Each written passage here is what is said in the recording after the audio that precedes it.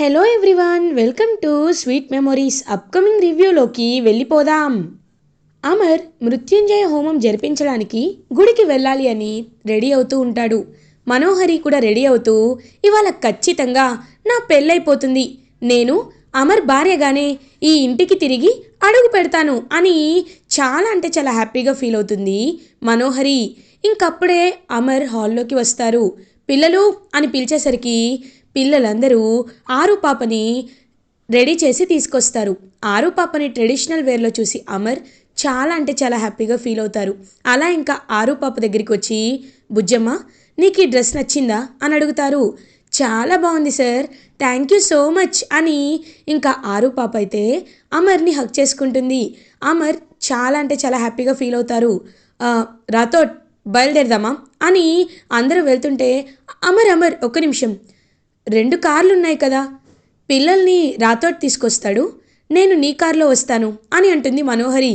వెంటనే రాథోడ్, ఏమీ అక్కర్లేదు మేడం, కావాలంటే మీరు పిల్లల్ని తీసుకురండి, నేను సార్ ఒక కార్లో వస్తాం, అసలే సార్కి ఇవాళ సెక్యూరిటీ ఎక్కువగా ఇవ్వాలి, థ్రెట్ ఉందని ఇన్ఫర్మేషన్ వచ్చింది, సార్ రండి సార్ అని అమర్ రాథోడ్ ఒక కార్లో వస్తాడు. చెంబా మనోహరి పిల్లలందరూ ఒక కార్లో వస్తారు. మనోహరి ఇరిటేటింగ్గా ఫీల్ అవుతుంది.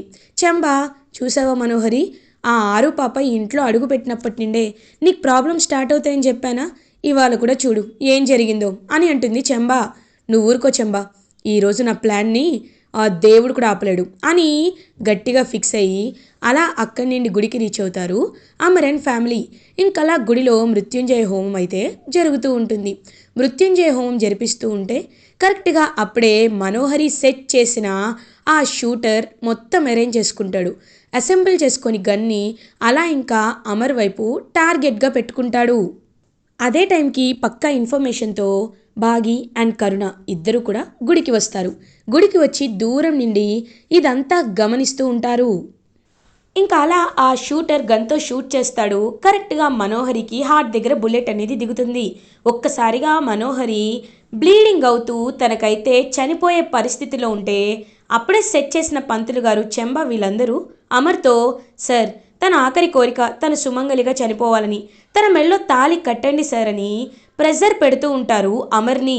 అమర్ పాపం చాలా ఇంటెన్సిఫైడ్ సిచ్యువేషన్లో ఉండేసరికి అలా తాళిని తీసుకొని మనోహరి మెడలో కట్టబోతూ ఉంటే, ఆగండి అమరేంద్ర అని ఒక గొంతు వినపడుతుంది. చూసేసరికి రణ్వీర్ అలా నడుచుకుంటూ వచ్చి ఆ తాళిని తన చేతుల్లోకి లాక్కుంటాడు. రణ్వీర్ అని చూస్తూ ఉంటారు.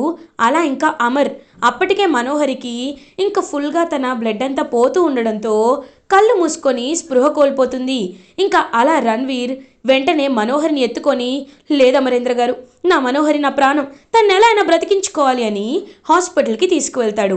ఇదంతా చూస్తూ బాగి అండ్ కరుణ చాలా హ్యాపీగా ఫీల్ అవుతారు.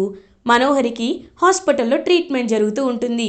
అమర్ రణ్వీర్ దగ్గరికి వచ్చి, ఏంటి రణ్వీర్, సడన్గా నువ్వు రావడం ఏంటి, అసలు ఏం జరుగుతుంది, నీకు మనోహరికి ఉన్న సంబంధం ఏంటి అని అడుగుతారు. అది చెప్పడానికే మీ దగ్గరికి వచ్చాను అమరేంద్ర. నేను మనోహరి ప్రాణం కంటే ఎక్కువగా ప్రేమించుకున్నాం. మనోహరి కూడా నన్ను ప్రేమించింది. కానీ కొన్ని అనివార్య కారణాల వల్ల నేను తనకి దూరం అయిపోయాను. మాకు పెళ్లి కూడా జరిగింది అమరేంద్ర. ఈ విషయం నీతో చెప్తే చచ్చిపోతానని బెదిరించింది. అందుకే నేను చెప్పలేకపోయాను.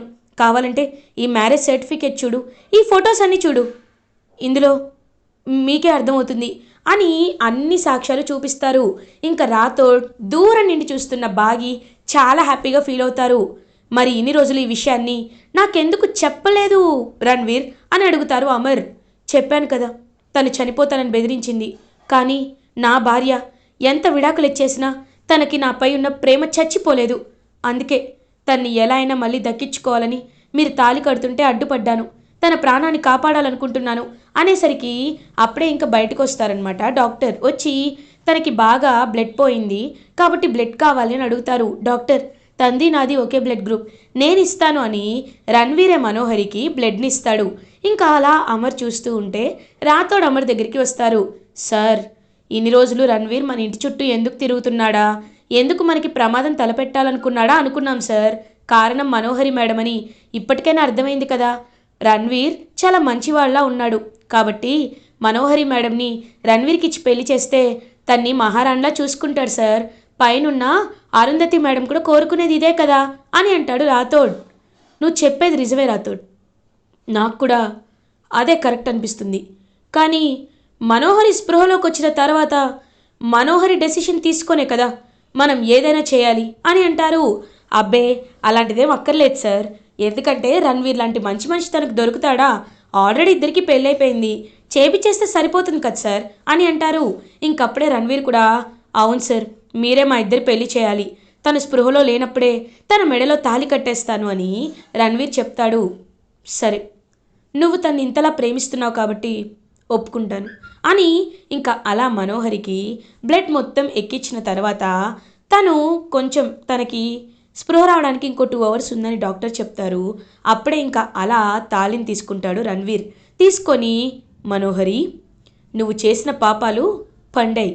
ఏదైతే దక్కకూడదనుకున్నావో, ఏదైతే కావాలని ఇన్నేళ్ళు ఆరాటపడి అమర్ వెంటపడ్డావో, ఇవాల్టితో అది నీకు శాశ్వతంగా దూరం అయిపోతుంది.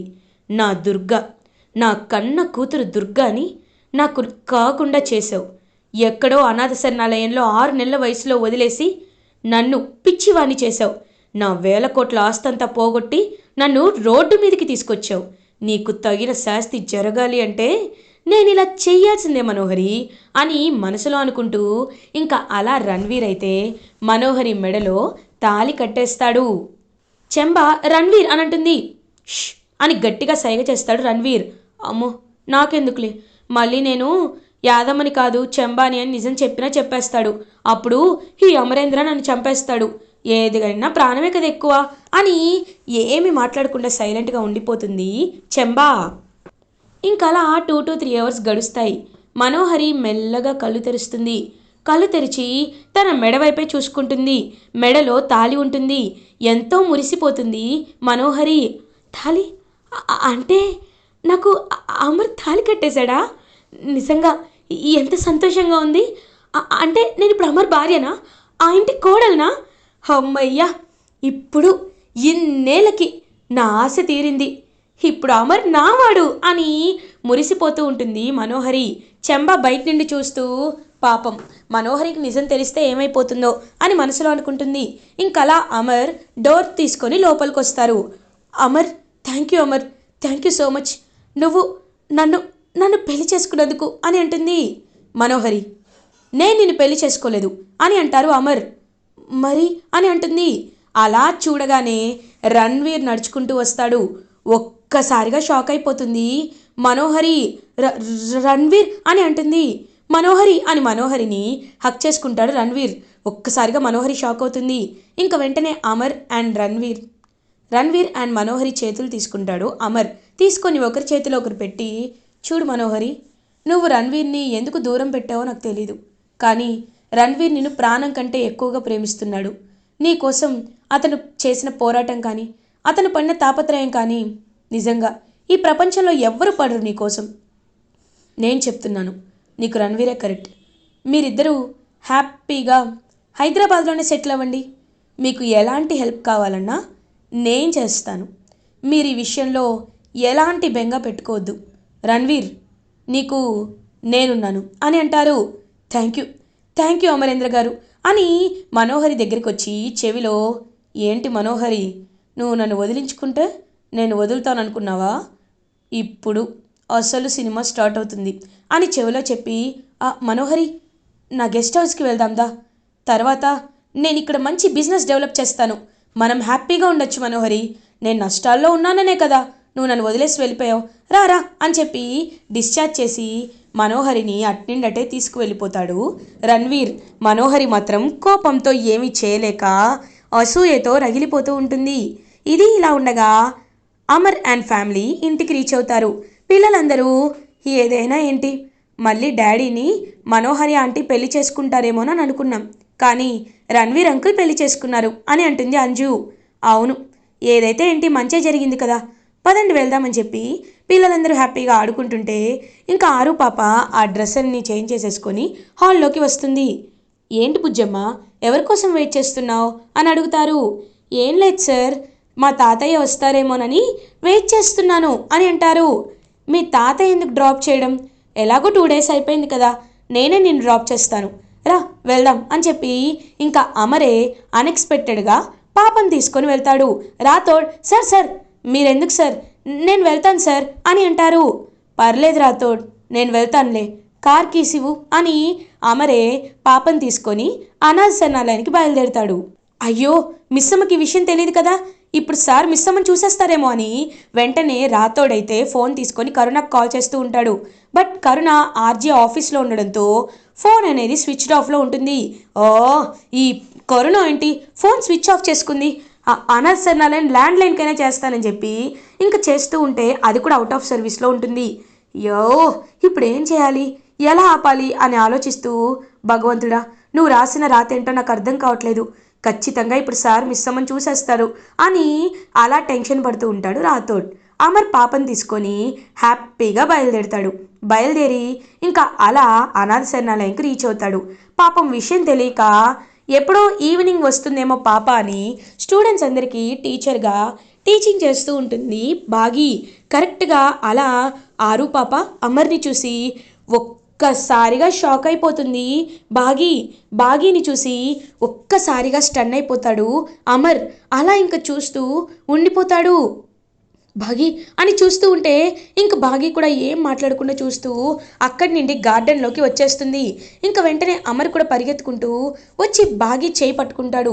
బాగి చేయి పట్టుకొని, ఇంకా ఎన్ని రోజులు పరిగెడతావు బాగి, ఎంత దూరం పరిగెడతావు, నా నుండి ఎన్ని రోజులు తప్పించుకోవాలనుకుంటావు, చూడు నువ్వు కనపడితే నేను చాలా కోప్పడాలనుకున్నాను, అసలు నీ విషయంలో నిన్ను దగ్గర కూడా రానివ్వకూడదు అనుకున్నాను, కానీ నిన్ను చూసిన వెంటనే నేను నీతో మాట్లాడకుండా ఉండలేకపోతున్నాను. ఒకటి మాత్రం నిజం బాగి, నువ్వు ఇక్కడున్నావని బుజ్జమే చూపించింది. నువ్వు ఖచ్చితంగా మన ఇంటికి రావాలి, పిల్లలకి నువ్వు కావాలి అని అడుగుతారు అమర్. ఇంక పాపం అలా బాగి అమర్ వైపు చూస్తూ ఉంటే అప్పుడే కరుణ ఆర్జే ఆఫీస్ నుండి అనాథ శరణాలయానికి వస్తుంది. వచ్చి హ్యాపీగా వాళ్ళ వైపు చూస్తుంది. కరుణ అని అంటారు అమర్. సార్, ఈ విషయం నాకు ముందే తెలుసు సార్, కానీ ఇదిగో ఉందే గీ పాగల్పోరే నాతో చెప్పొద్దని ఒట్టే ఇచ్చుకుంది సార్. ఏయ్ పాగల్పోరి, ఇంకేందే ఆలోచిస్తున్నావు, మనోహరి పీడ పోయింది, ఇప్పుడు నీ లైఫ్లో అన్ని ప్రాబ్లమ్స్ క్లియర్ అయినాయి, ఇంకా ఏం ఆలోచిస్తున్నావు, పోవే వెళ్ళు, సార్తో వెళ్ళు అని అంటుంది కరుణ. ఇంకప్పుడే పరిగెత్తుకుంటూ వచ్చిన రాథోడ్ కూడా హ్యాపీగా ఫీల్ అవుతాడు. అమ్మ మిస్సమ్మ, ఇక నీకేమీ లేదు కదా, రామా అని చెప్పి ఇంకందరూ కలిసి బాగీని హ్యాపీగా ఇంటికి తీసుకెళ్తారు. ఇంక పిల్లలందరూ అలా కూర్చొని గేమ్స్ ఆడుతూ ఉంటే అంజుకి, అమ్ము ఇవాళ ఎందుకో మనకి మంచి జరుగుతుంది అనిపిస్తుంది అని అంటుంది. ఏంటే, ఏం మంచి జరుగుతుంది అని అడుగుతుంది. లేదు నాకు అనిపిస్తుంది అని చెప్పి చూసేసరికి అక్కడ కార్ సౌండ్ వస్తుంది. అందరూ పైకి వచ్చి చూసేసరికి కార్లో నుండి అమర్ తర్వాత బాగి అండ్ బుజ్జమ్మ దిగి నడుచుకుంటూ వస్తూ ఉంటారు. ఒక్కసారిగా షాక్ అయిపోతారనమాట పిల్లలు. పరిగెత్తుకుంటూ కిందకి వెళ్తారు. కిందకి వెళ్ళి ఎంతో అంటే ఎంతో హ్యాపీగా ఫీల్ అవుతారు పిల్లలు. వెంటనే బాగిని వెళ్ళి హక్ చేసుకుంటారు. ఇంకలా యాదమ్మతో, యాదమ్మ తనకి హారతివ్వు అని అంటారు. ఇంకలా చెంబానే బాగీకి హారతిచ్చి లోపలికి పిలిపిస్తుంది. ఇది ఇలా ఉండగా మనోహరి మాత్రం కోపంతో రగిలిపోతూ ఉంటే రణ్వీర్ మనోహరి దగ్గరికి వస్తాడు. ఏంటి మనోహరి, ఇంకా నువ్వు నన్ను వదిలి వెళ్ళాలనుకుంటున్నావా? అలా ఎప్పటికీ జరగదు, ఎందుకంటే ఈ ఇల్లు దాటి నువ్వు బయటికి వెళ్ళలేవు మనోహరి అని అంటారు. చూడు రణ్వీర్, నువ్వెన్నైనా చెప్పు, ఒక్కటి మాత్రం నిజం, ఎప్పటికీ నేను నీ భార్యని అవ్వలేను, నేను అమర్ కోసమే పోరాడతాను, అమరే నా భర్త అనేసరికి ఒక్కసారిగా ఇంకా చాలా కోపం వస్తుంది రణ్వీర్కి. చూడు, నువ్వు ఇంత నీచురాలువని నేను అమరేంద్రతో చెప్పచ్చు, కానీ చెప్పలేదు, ఎందుకంటే నీపై నాకు ఇంకా ప్రేమ ఉంది కాబట్టి. నా ప్రేమను నువ్వు అర్థం చేసుకో. ఎలాగో మనకు ఒక పాప పుట్టింది, ఆ పాప ఎక్కడుందనే కొంచెం కూడా బాధ లేకుండా ఎంతో ప్రశాంతంగా ఎలా ఉండగలుగుతున్నావో, అసలు నీ తల్లి మనసు ఎలా ఉందో కూడా నాకైతే అర్థం కావట్లేదు. కానీ ఒకటి మాత్రం నిజం మనోహరి, నువ్వు ఇంకా ఎలాంటి ప్రయత్నాలు చేసినా ఎప్పటికీ అమరేంద్ర నీకు దక్కడు అనే నిజాన్ని గుర్తు పెట్టుకో అని చెప్పి అక్కడి నుండి వెళ్ళిపోతాడు. డోర్ వేసుకొని లాక్ చేసుకొని రణ్వీర్. ఇంకలా మనోహరి, అమరేంద్ర నాకు దక్కకపోవచ్చు, కానీ నాకు దక్కంది ఎవ్వరికి దక్కనివ్వను. ఆ బాగి అమర్తో ఎలా సంతోషంగా ఉంటుందో నేను చూస్తాను, ఖచ్చితంగా చూస్తాను. అది మాత్రమే కాదు, ఆ పిల్లల్ని, అమర్ని, బాగీని నాశనం చేసేంత వరకు నేను సంతోషంగా ఉండను. ఇకపై నా టార్గెట్ అమరేంద్ర పెళ్లి చేసుకోవడం కాదు, అమర్ ఫ్యామిలీని నాశనం చేయడం అని ఇంకలా రూమ్లో కూర్చొని సైకిక్గా తయారవుతుంది మనోహరి. ఇలా ఎపిసోడ్ ఎండ్ అవుతుంది. ఫర్దర్ ఎపిసోడ్ రివ్యూస్ ముందుగా మీకు కావాలి అనుకుంటే మా ఛానల్ని సబ్స్క్రైబ్ చేసుకోండి. Thanks for watching.